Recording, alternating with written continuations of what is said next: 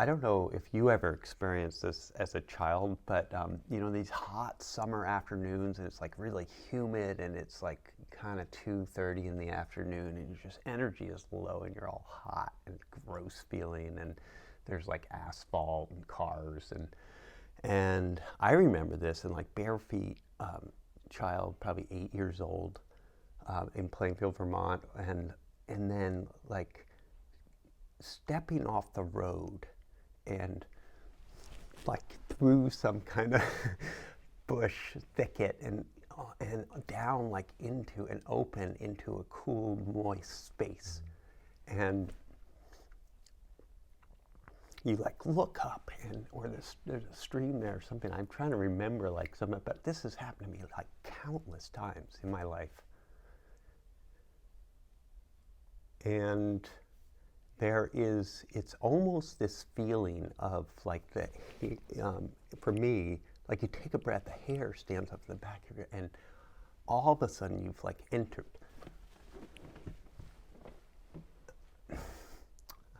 into like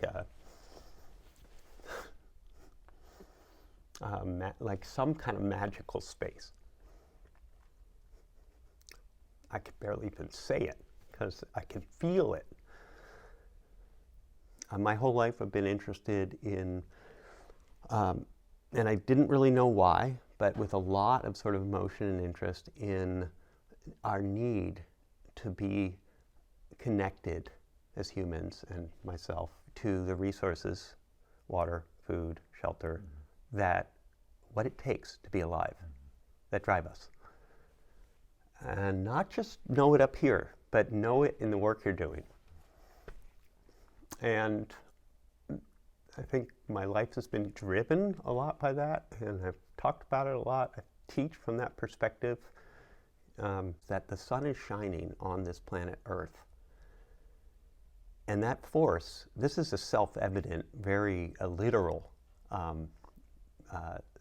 realization, that force that we feel, that energy is coming through us. And if we track that to the food that we ate, and we track that to the water that we drank, which has allowed all of our nerves to fire, all of those either thoughts to occur or emotions to well up in us, that energy and the fact that we evolved through hundreds of millions of years of cells replicating themselves, that this earth with that sun is actually expressing itself through us all the time. The information that's being presented in climate crisis stuff, all this research that's coming out, and the rocket blasting off from space and looking at the world from that position, and agriculture spurring a huge population crisis. Like, we are